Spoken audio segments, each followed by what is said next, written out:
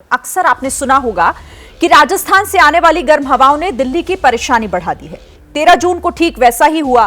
राजस्थान की राजधानी जयपुर के पास कानोता में आरएसएस की राष्ट्रीय कार्यकारिणी सदस्य और मुस्लिम राष्ट्रीय मंच के संरक्षक इंद्रेश कुमार ने राम रथ अयोध्या यात्रा दर्शन पूजन समारोह को संबोधित किया।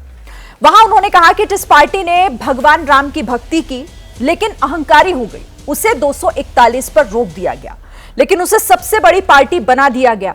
इस बयान ने लगभग 300 किलोमीटर दूर दिल्ली की सियासी तपिश को बढ़ा दिया है।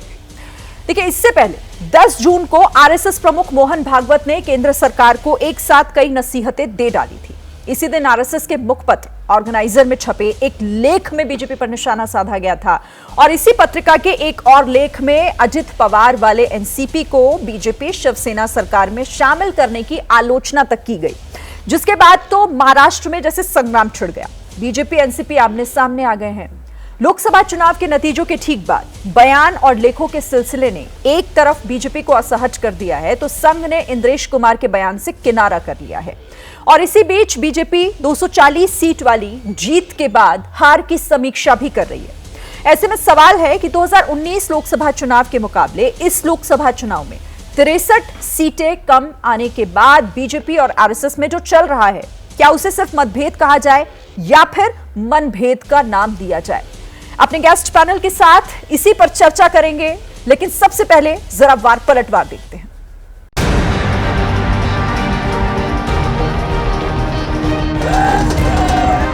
जय जगन्नाथ।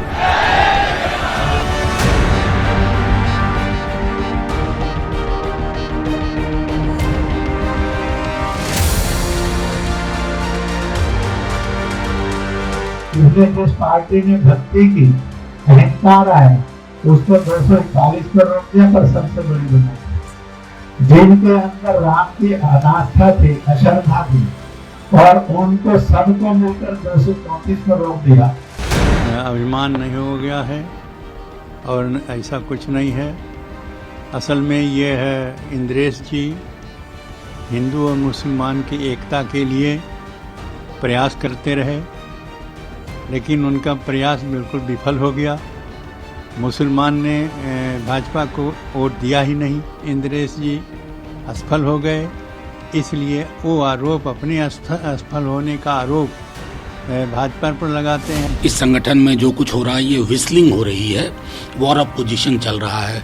ग्रैम्शियन टर्म में अगर मैं कहूँ, राम द्रोही कोई नहीं है इंद्रेश जी। थोड़ा नजरिया बदलिए। मर्यादा पुरुषोत्तम की उस छवि को हम मानते हैं जिसे बापू मानते थे। बाकी हो ये है वही जो राम रचि राखा। जागी रही भावना जैसी प्रभु रथ देखी तीन तैसी। जो कह रहे हैं वो अपना समझे कि उनकी क्या गति रहेगी और क्या गति होगी। अहंकार आज दिख रहा है आपको। मोहन भागवत जी की हमने कुछ टिप्पणियां भी सुनी थी पिछले हफ्ते या इसी हफ्ते शायद बोले थे। ये बीज तो आपने ही बोए थे। बोते बबूल हो, फिर वो बबूल वृक्ष बनता है, वृक्षासन करते हुए भी दिखता है। जब मणिपुर पे चुप थे प्रधानमंत्री, तब बोले क्या मोहन भागवत जी? उन्होंने याद दिलाया कि आपका ये राजधर्म है, आपको बोलना चाहिए। हाथरस पे जब प्रधानमंत्री की पार्टी जो कर रही थी आपके सामने था, तब बोले मोहन भागवत उनको। टेनी पे बोले हों, किसानों पे बोले हों। अब तो मोदी जी ने उनको अप्रासंगिक बना दिया है। भारतीय जनता पार्टी को सीट मिली है 240 सीट। उतना कांग्रेस का 3 चुनाव का भी अगर काउंट करें तो लोग नहीं पहुंचते हैं, और आज वो लोग बड़ी बड़ी बात करेंगे तो ये ठीक नहीं।